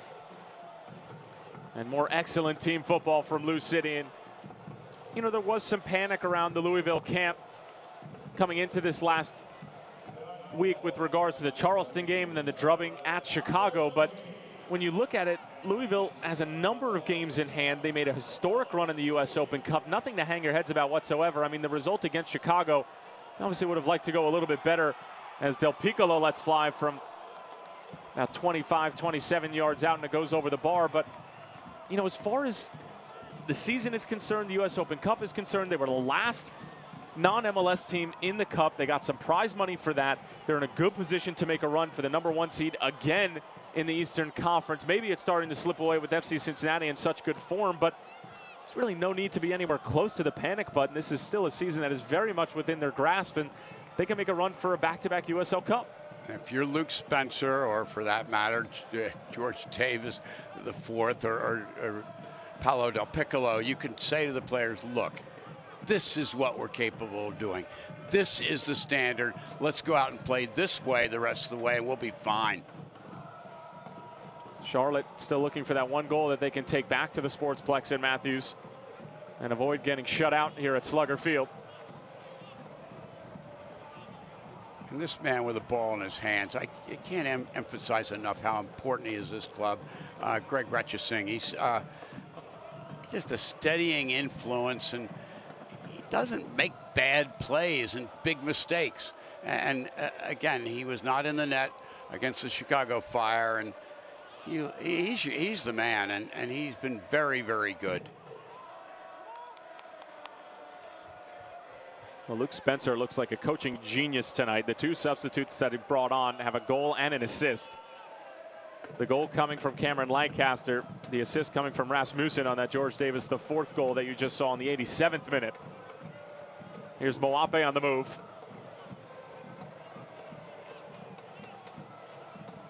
Kai Fosser. In for Herrera, has some time and space, lets it fly. That is sensational from Herrera. He's got 10 on the season now. He's one behind the league leaders, Anita Voltson and Atula Guerra. But for the Charlotte Independents, not much to take away from this game besides the goal. Well, a little bit too little too late, but what a shot by Herrera. And you could see why Luke Spencer was concerned about this game coming in. He knew they had some attacking firepower, and that they've kept them down for this long is a credit to the Louisville defense. Herrera, just, he's a force.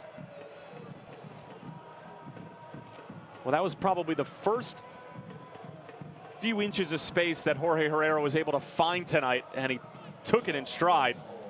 As we'll have 3 minutes of stoppage time here at Slugger, and stoppage time is brought to you by Sullivan University. 3 minutes of stoppage time, they get a goal a minute, we'll have a tie game. Rasmussen is looking for Illich.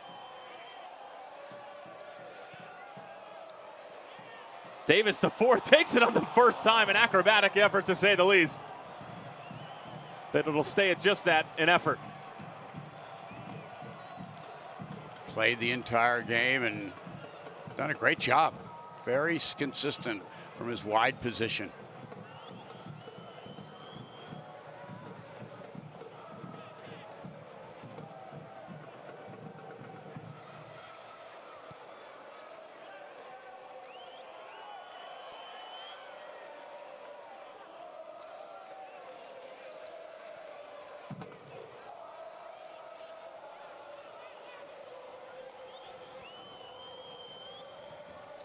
Suwahi clears it away. Academic now for Lou City, up 4-1. Jorge Herrera with the lone goal for Charlotte. 4 different goal scorers for Lou City. Niall McCabe, Ilya Illich, Cameron Lancaster, and George Davis IV in that order. 3 out of the 4 goals coming in the second half. Fresh legs coming on for Luke Spencer and making an impact. Herrera with some time and space again. Tried to get it in for Fosser. Good hustle from Sam Vines. Herrera still with it.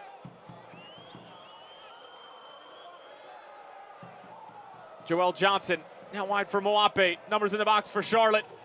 Dinked in. Dealt with by Paco Craig. Cameron Lancaster showing good skill around Kalungi. Lou City off and running again. And Lancaster's ball maybe a bit too quick as we were into the final moments of this one.